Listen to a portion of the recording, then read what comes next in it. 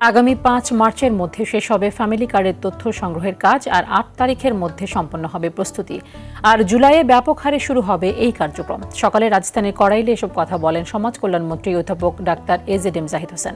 সংস্থান, মানুষের শিক্ষা, নির্বাচনের আগে ৪ কোটি পরিবারকে পর্যায়ক্রমে ফ্যামিলি কার্ড দেওয়ার প্রতিশ্রুতি দিয়েছিলেন প্রধানমন্ত্রী তারেক রহমান। এই কার্ডের মাধ্যমে আমরা নির্বাচনে জিতে সরকার গঠনের পরই পদক্ষেপ নেন এ প্রতিশ্রুতি বাস্তবায়নের।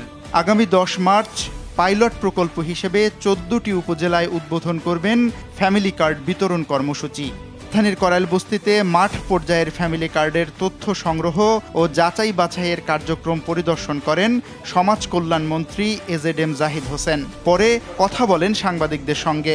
১০ তারিখ ইনশাল্লাহ প্রধানমন্ত্রী এটা আর শুভ সূচনা করতে পারবে, অর্থাৎ ফ্যামিলি কার্ড বিতরণের মাধ্যমে।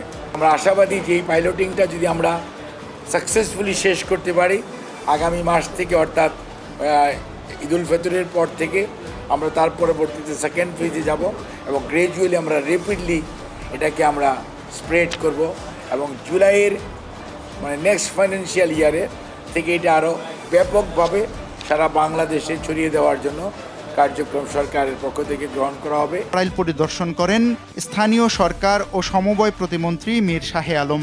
জানান আগামী ১০ মার্চ করাইল থেকেই শুরু হতে পারে ফ্যামিলি কার্ড বিতরণ কর্মসূচি। বগুড়া উপনির্বাচনে নির্বাচনী তফসিল ঘোষণা করবার কারণে ওটা নির্বাচনী আচরণ বিধি পরিপন্থী হবে। এই কারণে মাননীয় প্রধানমন্ত্রী সম্ভবত ১০ তারিখে বগুড়া না গিয়ে করাইলবাসীরও সৌভাগ্য হতে পারে, উনি এখানেও আসতে পারেন। ফ্যামিলি কার্ড করে দেওয়ার কথা বলে কেউ টাকা চাইলে তাকে আইনের হাতে তুলে দেওয়ার আহ্বানও জানান প্রতিমন্ত্রী। কেউ যেন কোনো অনৈতিকভাবে পয়সা করে কাউকে না দেয়, ঘুষ যেন না দেয় কার্ডের জন্য। কার্ড এটা সম্পূর্ণ ফ্রি পাবে।